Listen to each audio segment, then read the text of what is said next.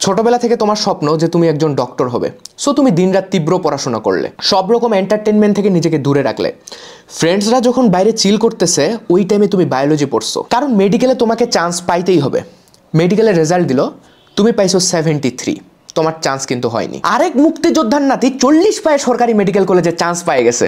এই যে মেডিকেল ভর্তি পরীক্ষাটা হলো, এর আগে আমরা এরকম কখনো দেখিনি যে একেবারে ফেল করার পরও চান্স হয়েছে, যেখানে আমরা জুলাই বিপ্লবের মতো একটা বিগ ইস্যু আমাদের সাথে হয়ে গেল এবং তারপর আমরা শেষমেশে ভেবেছি যে আমরা হয়তো কোটা প্রথা থেকে মুক্তি পেয়েছি। বিষয়টা হচ্ছে যে একজন মেডিকেল পরীক্ষা ডিএমসির কাটমার্ক আমরা এবার কত জানি, 84-85 এরকম। তো একজন যদি 71-72 পেয়ে ডিএমসিতে চান্স পায় বা 40-41 পেয়ে আমরা দেখি সরকারি মেডিকেলে চান্স পাইছে, তা এটা দ্বারা ভবিষ্যতে চিকিৎসা হবে, মানুষের চিকিৎসা করবে, তারা কেমন চিকিৎসা হবে? একটা স্টুডেন্ট পাস মার্কে পায় নাই, সে নাকি জাস্ট তার কোটার কারণে পাবলিক মেডিকেল কলেজে পড়বে। মানে এই মুক্তিযোদ্ধা কোটায় 269টা সিট রাখা হয়েছে। ডিএমসিতে চান্স পাইতে একটা স্টুডেন্টের যেই মার্ক লাগবে তার থেকে নাকি 11 মার্ক কম পায়ও কোটাধারী ব্যক্তি ডিএমসিতে পড়বে। দেখো ভাইয়া, আমার নানাও কিন্তু একজন ফ্রিডম ফাইটার ছিলেন।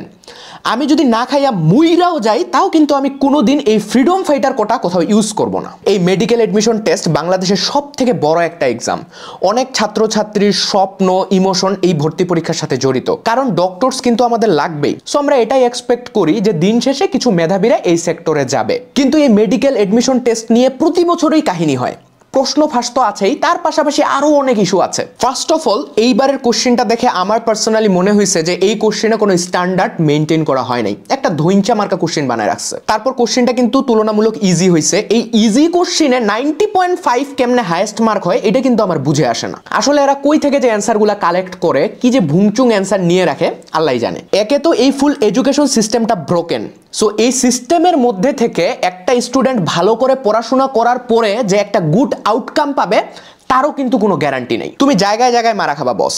ছোটবেলা থেকে দেখছি যে যারা অমুক স্যারের কাছে পড়ে, পরীক্ষার পরে ওই অমুক স্যার তাদের মার্ক বাড়ায় দেয়। পরে দেখলাম যে পিএসসি, জেএসসি, এসএসসি এই সবগুলোতে আসলে কোশ্চিন ফাঁস হয়। তারপরে আবার এসএসসি, এইচএসসি তে ঢাকার অনেক বড় বড় স্কুল কলেজ আবার সেন্টার কিনে। তারপরে আবার এসএসসি, এইচএসসি তে নাকি টাকা দিয়ে জিপিএ 5ও কিনতে পাওয়া যায়। দেখো বস, এই জুলাই আন্দোলনে যে এতগুলা স্টুডেন্টস মারা গেল, তারপরও কিন্তু কোটা ঠিকই আছে। আমরা ভাবি যে এই সিস্টেম আসলে চেঞ্জ হবে।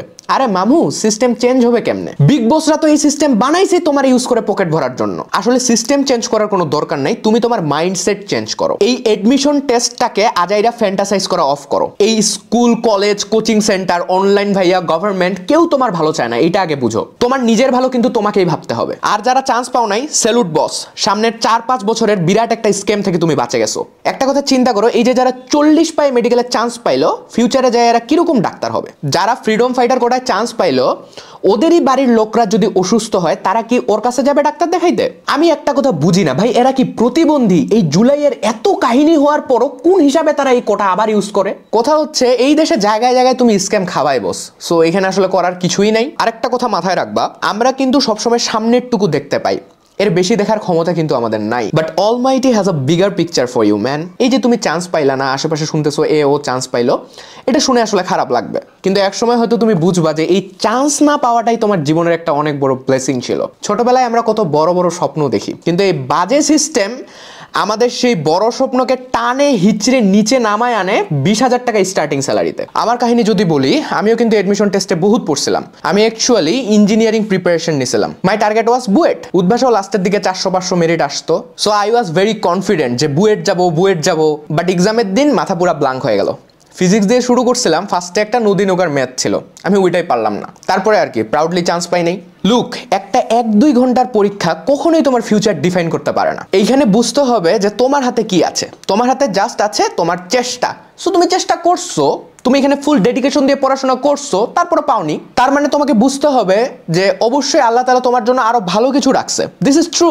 এখানে সব থেকে ইম্পর্টেন্ট ব্যাপার হচ্ছে তোমার বিলিফ। তুমি যদি এটা বিলিভ করো যে আমার সাথে অবশ্যই অনেক ভালো কিছু হবে, I will be great someday, তাহলে তুমি সেটাই হবা। বাট তুমি যদি এটা মনে করো যে আরে আমি তো চান্স পাইলাম না, এখন আমার দ্বারা কি হবে আজাইরা, তাইলে আর কি, তাহলে তুমি মারা খাবা। এই চান্স পাওয়া না পাওয়া আসলে একটুকু ম্যাটার করে না বস।